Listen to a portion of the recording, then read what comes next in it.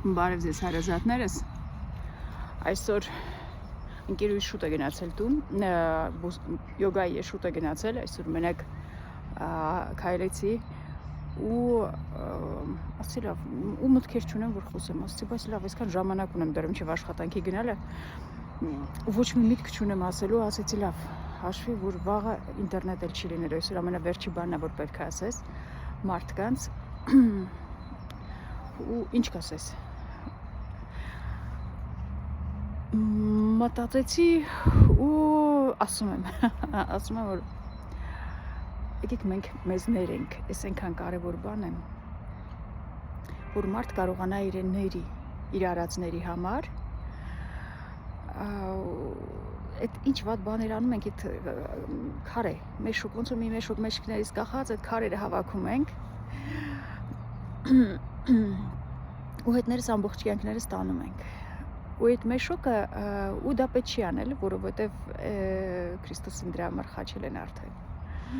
Այդ որ դու մեշոկը քաշ չտաս քո հետևից։ Բայց մենք դեռ բոլորս չենք հասկանում։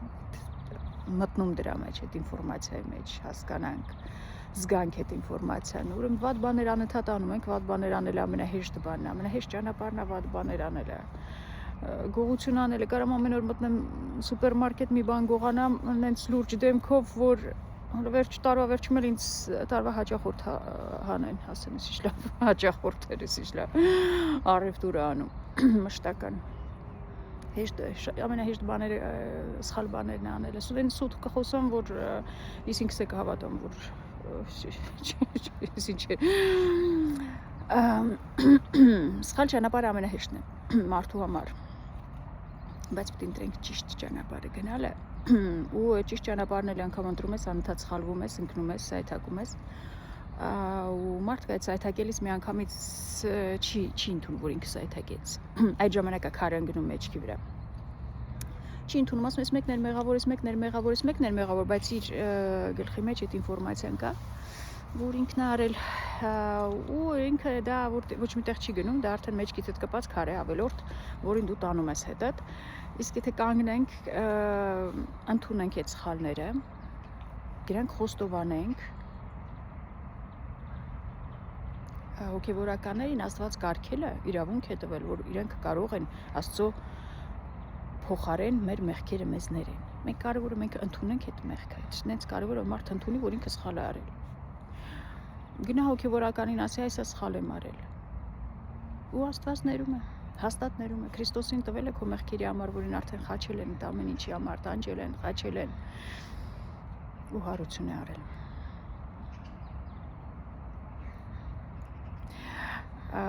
Մի ժամանակ,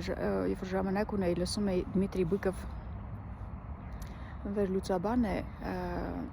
գրականության ու եթե ժամանակ ունեք ովքեր սիրահար են գրականության շատ հետաքրքիր հաղորդումներ ունի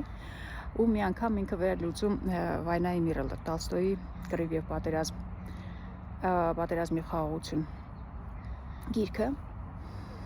ու վերջում ասում է ամբողջ իմաստը այդ գրքի նա է որ кто счастлив тот и прав ով երջանիկ է նա էլ ճիշտ է Շատ հետաքրքիր էր դա լսել, իհարկե ես կարդալուց դա չեմ այդպես չեմ մտածել,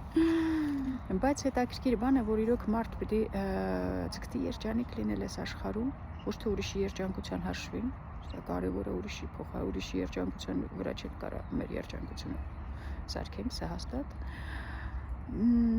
բայց այս տարապանքների բանի մեջ անպայման երջանիկ պահեր են լինում ու մենք պետք է այդ պահերը բոլորիդ օգտագործենք այդ երջանիկ լինելու չմոռանանք երեք տեսահոլովակ նկարահանեցի պատմեցի իմ ճանապարհը ոնց եմ հասել մինչև Լեյլա Վլադիմիրովնային ոգևորվեցի այդ պատմություններով բայց այդ պատմությունը ճանապարհը ուրիշ ձև է հետո ընթացել մի տարի եմ ընդամենը աշխատել Լեյլա Վլադիմիրովնայի հետ դրանից հետո դուրս եմ եկել իր բոլոր աշխատանքներից տեղավորած 5 տեղից ինչ որ շատ եմ նեղացրել, համարում եմ իմ ուսուցիչն ենք, իմ ուսուցչուն, ուղղակի ուրիշ ձև չէի կարա, ժողովուրդ ջան, ես ցենց մարդիկ կան, որ պիտի տառապեն, իրենք չեն կարում ուրիշ ձև ապրեն, դա ես եմ, այդ հարգանք, պատիվ, փառք Աստծուն հիշում ենք, մենք չենք կարա, դա մերը չի, ես այդ որ հասնում եմ Լեյլա Վլադիմիրովնային արդեն 18 տարվա մանկաբարձ գինեկոլոգ եմ լինում, որ պատմել եմ արդեն, որ Մոսկվայում Ռուսաստանում մանկաբարձություն գինեկոլոգիան բաժանված է, բժիշկների մի մասը գինեկոլոգ են աշխատում, մի մասը մանկաբարձ են աշխատում, այսինքն մի մասը ծնունդներ են ընդունում կեսարյան հատումներ, մի մասը գինեկոլոգիայով է զբաղվում, ու ես 18 տարի գինեկոլոգիայով եմ զբաղվել, ու հասել Լեյլա Վլադիմիրովնայի մոտ, ուտեղից դուրս եմ գալիս ու գնում ընդունվում ծննդատուն։ Ծննդատանը ինչի, որտև արդեն գիտեի, որ ես գալու եմ Հայաստան, ու գիտեի, որ գալու եմ Հայաստան, ու ասելու են ես դու 100 տարի Մոսկվայում ես, կեսարյան հատում էլ չես կարողանում անել, ու ինձ պետք է գնալ ծննդատուն, ու ես Լեյլա Վլադիմիրովնայի մոտից դուրս եմ գալիս, չեմ մոռանա իր վերջի բարերը, ասում եմ, ոնց ես կարող, ասում եմ, ես քեզ իմ տուն եմ կանչել, ուրեք արդեն իրենց տուն էի գնում գալիս, ու դա ինձ թվում է մինչև կյանքիս վերջ այդ բարերը արձագանքելու է գլխիս մեջ, բայց չէի կարա ուրիշ ձև, չէի կարա, ու գնում եմ ծննդատուն, ծննդատանը ինձ ընդունում են որպես Յանը տարած, ոչ մի գինեկոլոգ, ոչ մի մարդ չի անում, որ այդ ամեն ինչը թողում է, գալիս է զրոյից, ինձ ընդունում են ընդունարան աշխատանքի առաջի օրերը, ու ասում են տեսա գնալու է, դե չի մնա այսքան, ու ես մնում եմ ծննդատանը, հետո էլի քիչ-քիչ սկսում բարձրանալ, որ արդեն հասկանում եմ, որ արդեն լավ բարձրացա, գալիս եմ մեր երկիր, որ ստեղից սկսեմ զրոյից, այս սա ճանապարհը, ու ես սիրում եմ այս դժվարությունները, ես առանց սրա չեմ կարա ապրեմ, ես երջանիկ եմ զգում այս դժվարությունները հաղթահարելու, ու ինձ չեմ կարա երկար ժամանակ շատ լավ, կան մարդիկ, որ ծնե Իլոն Մասկ են, Տրամփ են, իրանք պետք է պարկի մեջ լինեն, իրանք, տես չեմ կարողանա, դա դիմս չի, այս ճանապարհն է ու այս տառապանքների, այս մագլցելու, այս բարձրանալու մեջ երջանկությունը, բարի օր բոլորիդ հուսամոքտակարեր։